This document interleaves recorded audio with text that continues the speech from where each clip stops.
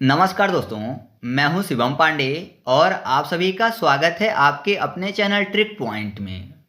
दोस्तों, आज हम लोग इस वीडियो में भारतीय न्याय संहिता यानी बीएनएस 2023 की धाराओं को ट्रिक के माध्यम से याद करने वाले हैं। इससे पहले मैंने बीएनएस के 4 पार्ट और मूल विधि के लगभग 20 से 25 वीडियो ट्रिक के माध्यम से अपलोड कर दिए हैं। तो अगर आपने अभी तक उन वीडियो को नहीं देखा है तो उनके प्लेलिस्ट की जो लिंक है मैं आपको कमेंट बॉक्स में पिन करके दे दूंगा, आप वहां से उन सभी वीडियो को देख सकते हैं। तो देरी ना करते हुए चलिए इस वीडियो को शुरू करते हैं। सबसे पहले बात कर लेते हैं धारा 100 की, जिसमें आपराधिक मानव वध की बात कही गई है। तो आपराधिक मानव वध क्या है? तो जिसमें इरादा हो, मतलब जान से मारने या गंभीर चोट पहुंचाने का इरादा हो, संभावना हो मतलब कार्य से व्यक्ति की मृत्यु होने की संभावना हो, और ज्ञान मतलब व्यक्ति को पता हो कि उसके कार्य से किसी भी व्यक्ति की मृत्यु हो सकती है।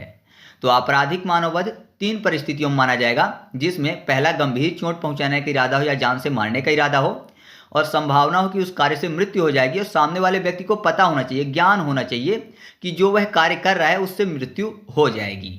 ठीक है, तो ये आपराधिक मानव वध कहलाएगा। कैसे याद रखेंगे? आपराधिक में आपको शब्द मिल जाएगा अधिक मानव वध। तो सबसे अधिक मानव का वध कब हुआ था? तो आपको पता है महाभारत के युद्ध में, जिसमें 100 कौरव थे। तो सबसे अधिक मानव का वध किस में हुआ था? 100 कौरव वाले महाभारत के युद्ध में। तो 100 कौरवों का वध हुआ था क्योंकि वो क्या थे? अपराधी टाइप के थे।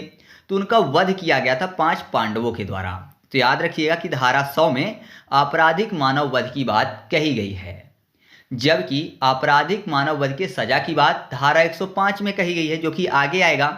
तो मैंने आपको बताया कि अधिक मानवों का वध हुआ था 100 कौरवों का, जिनको सजा किसने दी थी? 5 पांडवों ने।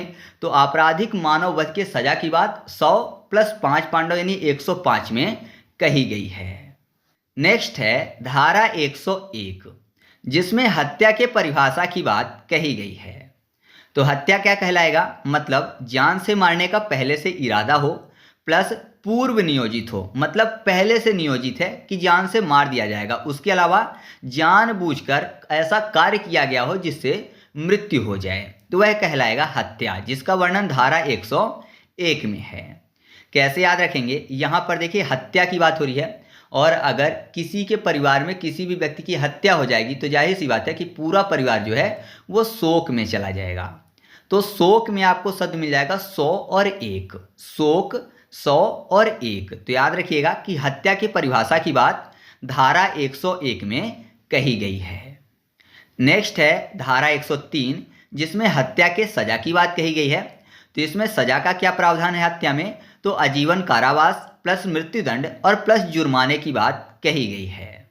कैसे याद रखेंगे? यहाँ पर देखिए हत्या, हत्या में आपको शब्द मिल जाएगा हा से हो जाएगा 100 और त्या से हो जाएगा 3। हत्या, त्या फॉर 3।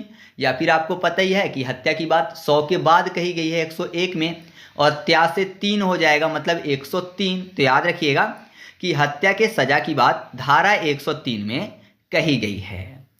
फिर अगला है धारा 103 की सब धारा 2, जिसमें मॉब लिंचिंग की बात कही गई है। मॉब लिंचिंग क्या होता है? तो 5 या 5 से अधिक व्यक्ति यानी भीड़ द्वारा की गई हत्या को मॉब लिंचिंग बोलेंगे। इसमें सजा क्या है? तो आजीवन कारावास है प्लस मृत्युदंड भी है। तो इसको आपको खुद से याद रखना है कि 103 के सब धारा 2 में मॉब लिंचिंग की बात कही गई है, या फिर यहाँ पर हत्या की ही बात हो रही है ना, मतलब भीड़ द्वारा किसी को मार देना। तो हत्या की सजा की बात 103 में कही गई है, तो उसी के अंदर मॉब लिंचिंग की बात कही गई है। तो आप ऐसे आसानी से याद रख सकते हो। नेक्स्ट है धारा 105, जिसमें आपराधिक मानव वध के लिए सजा की बात कही गई है। मैंने आपको जब धारा 100 याद करवाया था तो उसी में मैंने आपको बता दिया था कि अधिक मानव का वध किस में किया गया था? महाभारत में। जो 100 कौरवों थे उनका वध किया गया था, है ना। तो 100 कौरवों का वध किया गया था, और किसने किया था? 5 पांडवों ने। तो 5 पांडवों ने जो अपराधी मानव थे यानी 100 कौरव जो थे अपराधी थे, उनको सजा दी थी। तो 100 को 5 ने सजा दी थी, तो 100 और 5 मतलब 105। तो याद रखिएगा कि धारा 105 में जो आपराधिक मानव वध के लिए सजा की बात कही गई है। और इसमें सजा का क्या प्रावधान है, तो 5 से 10 वर्ष के लिए कारावास की बात कही गई है। नेक्स्ट है धारा 106, जिसमें लापरवाही से मौत का कारण बनने की बात कही गई है। इसमें सजा की बात करें तो 2 से 10 वर्ष तक की जेल है प्लस जुर्माना है। उदाहरण के लिए ऐसा समझिए कि कार चालक की लापरवाही से अगर किसी व्यक्ति की दुर्घटना मृत्यु हो जाती है तो उसको धारा 106 के अंतर्गत दंडित किया जाएगा। कैसे याद रखेंगे, यहाँ पर लापरवाही से मौत के कारण बनने की बात हो रही है और 106 में आपको शब्द मिल जाएगा 106। पढ़ने में ऐसा लग रहा है जैसे लिखा हो स्वच्छ, 106 स्वच्छ। तो ऐसा मानिए कि जो डॉक्टर है उसने ऑपरेशन किया और डॉक्टर ने स्वच्छता नहीं रखी, तो जाहिर सी बात है स्वच्छता नहीं रखेंगे और ऑपरेशन करेंगे कोई बड़ा ऑपरेशन तो इन्फेक्शन हो जाएगा, जिसके कारण जान भी जा सकती है। तो क्यों गई जान, क्योंकि लापरवाही हुई, स्वच्छता नहीं रखा गया, स्वच्छ नहीं रखा गया वातावरण को। तो याद रखिएगा कि स्वच्छ यानी 106। तो धारा 106 में लापरवाही से मौत का कारण बनने की बात कही गई है। नेक्स्ट है धारा 107, जिसमें किसी मानसिक रोगी या किसी बच्चे को आत्महत्या के लिए उकसाने की बात कही गई है। इसमें सजा का प्रावधान है 10 वर्ष तक का कारावास प्लस जुर्माना। अगर कोई भी व्यक्ति किसी मानसिक रोगी या किसी बच्चे को आत्महत्या के लिए उकसाता है तो उसको 10 वर्ष की जेल हो सकती है प्लस जुर्माना भी हो सकता है।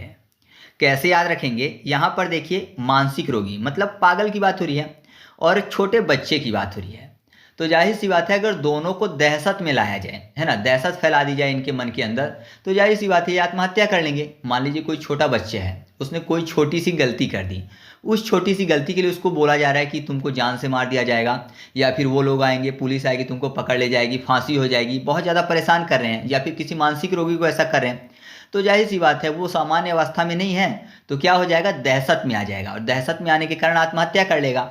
अक्सर आपने ऐसा देखा होगा। तो दहशत में आपको शब्द मिल जाएगा 10 और 7, दहशत 10 और 7। तो याद रखिएगा कि धारा 107 में मानसिक रोगी या किसी बच्चे को आत्महत्या के लिए उकसाने की बात कही गई है, जो कि एक अपराध है। नेक्स्ट है धारा 108, जिसमें किसी भी व्यक्ति को आत्महत्या के लिए उकसाने की बात कही गई है, जो कि एक अपराध है। यानी किसी भी व्यक्ति को आत्महत्या के लिए अगर कोई मजबूर करता है तो यह अपराध कहलाएगा, जिसकी सजा 10 वर्ष की कारावास प्लस जुर्माना है। कैसे याद रखेंगे, आपने शोले फिल्म देखी होगी, जिसमें आपने देखा होगा कि बीरू एक बार क्या करता है, पानी की टंकी के ऊपर चढ़ जाते हैं, है ना, बसंती की मौसी से शादी के लिए हाँ करवाने के लिए।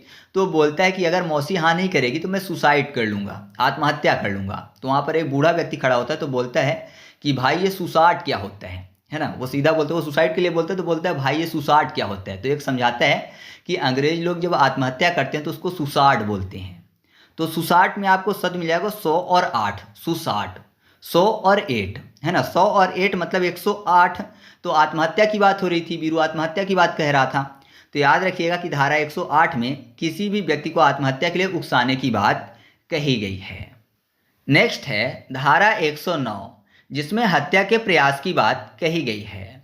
उदाहरण के लिए आप ऐसा समझिए कि ए ने अपने दुश्मन बी को गोली मारी लेकिन बी बच गया, तो यह हत्या का प्रयास है, जो कि धारा 109 के अंतर्गत एक अपराध है। उसमें सजा क्या है, तो 10 वर्ष से लेकर आजीवन कारावास तक की जेल है। कैसे याद रखेंगे, यहाँ पर देखिए हत्या के प्रयास की बात हो रही है, मतलब किसी ने शव बनाने की कोशिश की, है ना, मार देगा तो जाहिर सी बात है इंसान शव बन जाएगा। तो शव बनाने की कोशिश की लेकिन वो नहीं बना, तो शव नहीं बना। 100 9, है ना, नहीं मतलब 9 हो जाएगा, तो 100 और 9 मतलब 109।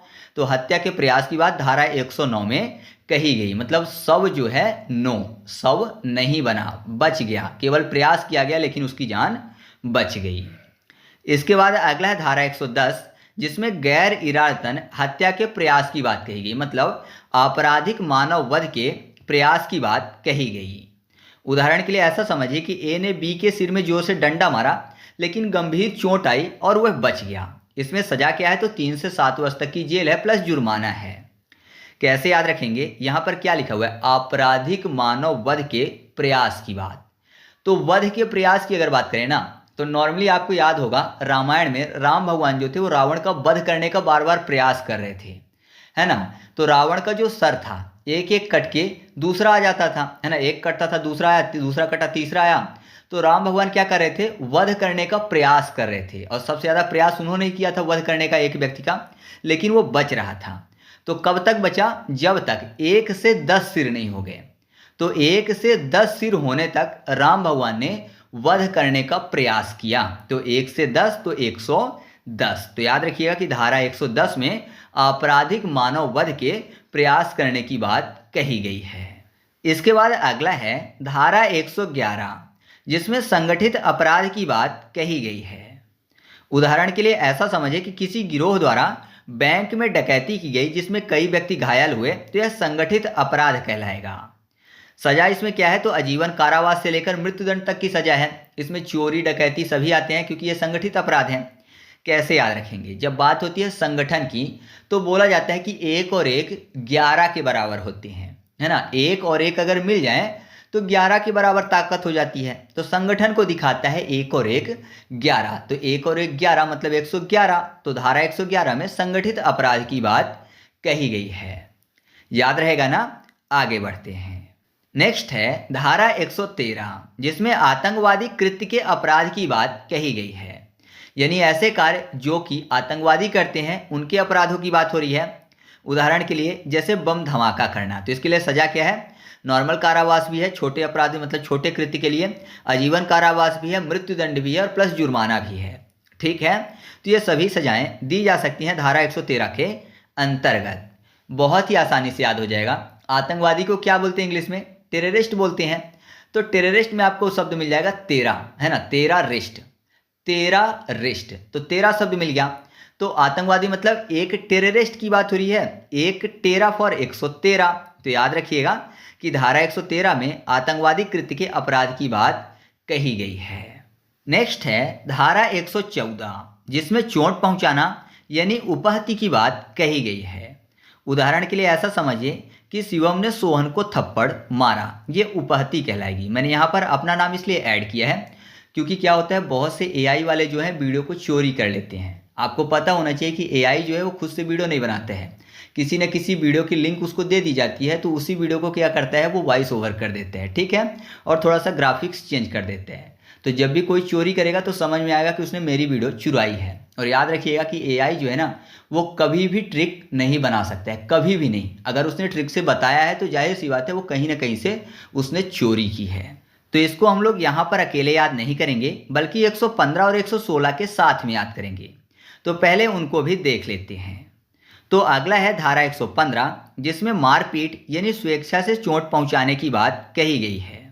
उदाहरण के लिए ऐसा समझिए कि मैंने गुस्से में आकर रामू के हाथ को चाकू से काट दिया, तो ये किस में आएगा, धारा 115 में आएगा, है ना। चाकू से हाथ को काट दिया मतलब पूरा हाथ नहीं काटा, उसको चोट पहुंचाई, ठीक है। तो इसमें सजा क्या है, 1 वर्ष की जेल प्लस जुर्माना है।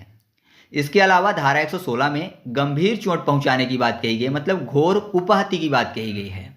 उदाहरण के लिए ऐसा समझिए कि किसी को नपुंसक बना देना, अंग भंग कर देना, हड्डी तोड़ देना, 15 दिन से अधिक दर्द हो ऐसी चोट पहुंचाना, ये सब आएगा किस में, गंभीर में, मतलब गंभीर चोट पहुंचाना अर्थात घोर उपहत्या में। या फिर किसी भी व्यक्ति की एक आंख को फोड़ देना, कान को काट देना, ठीक है, उसके पैर को तोड़ देना, ये सब आएंगे इसमें। तो इन तीनों को हम लोग कैसे याद करेंगे, तीनों में अगर आप ध्यान से देखें तो स्टार्टिंग में लिखा हुआ है 11 11 11। तो 11 को कर लेते हैं जरा, है ना। तो सबसे पहले 114 को याद करते हैं, तो जरा चोट, तो जरा चौ से 4 हो जाएगा और 4 से चोट हो जाएगा, है ना। तो जरा सी चोट पहुंची, जरा सी चोट मतलब जरा से चौर। तो आप ऐसे याद रखिएगा 11 4 में चोट पहुंचाने की बात कही गई है, थोड़ी सी चोट, मैंने बताया ना थप्पड़ मार देना। फिर जरा पंच यानी जरा सा पंच मारना, तो मारपीट हो रही है तो जाहिर सी बात है पंच पड़ेगा, है ना। तो मारपीट हो रही है पंच पड़ेगा, तो जरा पंच मारो या फिर जोर से पंच मारा, तो जोर से पंच मारा मतलब जोरा और 5। तो 11 और 5 यानी 115 में मारपीट की बात कही गई है, स्वेच्छा से चोट पहुंचाना। फिर यहाँ पर 116 की बात करें तो यहाँ पर देखिए क्या लिखा हुआ है, जरा छो, मतलब जरा सा छोड़ा है, पूरे शरीर में पिटाई किया है, बस थोड़ा सा जरा सा उसने छोड़ दिया है। तो जरा सा छोड़ा है और पूरे शरीर की पिटाई किया है, तो जाहिर सी बात है गंभीर चोट पहुंची होगी, तो घोर उपहत्या में आएगा। तो आपको ऐसे याद हो जाएगा कि धारा 116 में गंभीर चोट पहुंचाने घोर उपाधि की बात कही गई है। मैंने आपको बताया है कि कैसे मारना है कि 15 दिन तक उसके शरीर में दर्द हो, 15 दिन से अधिक तक, ठीक है, तो घोर उपाधि में आएगा। तो आपको ऐसे धारा 114, 115 और 116 याद हो चुकी है। नेक्स्ट है धारा 124, जिसमें एसिड आदि के प्रयोग से चोट पहुंचाने की बात कही गई है। उदाहरण के लिए ऐसा समझिए कि एक तरफा प्यार में नीरज ने रोशनी के चेहरे पर तेजाब फेंका, तो यह धारा 124 के अंतर्गत एक आपराधिक कार्य है। इसके लिए नीरज को 10 वर्ष से आजीवन कारावास तक की जेल होगी, प्लस जुर्माना होगा, प्लस जो उपचार में खर्च आएगा वो भी नीरज को देना पड़ेगा। तो यह धारा 124 के अंतर्गत वर्णित है। कैसे याद रखेंगे, अगर किसी के चेहरे पर एसिड फेंका जाए तो उसका जो चेहरा है वो खराब हो जाएगा, तो आप कह सकते हो कि बुरा हो जाएगा चेहरा। अगर तेजाब फेंका जाए तो बुरा से 12 और चेहरा से 4 हो जाएगा, चेहरा 4, तो बुरा चेहरा यानी 12 4 हो जाएगा, अर्थात 124। तो धारा 124 में एसिड आदि के प्रयोग से चोट पहुंचाने की बात कही गई है, जो कि एक आपराधिक कार्य है। तो इस तरीके से अपना पार्ट 5 यहीं पर कंप्लीट होता है। अगर आपको वीडियो पसंद आए तो वीडियो को ज़्यादा से ज़्यादा शेयर करिए और लाइक करिए, जिससे कि मैं आपको जल्दी से जल्दी BNS और BNSS जल्दी से करवा दूं। तो चलिए मिलते हैं अगले वीडियो में, तब तक के लिए जय हिंद।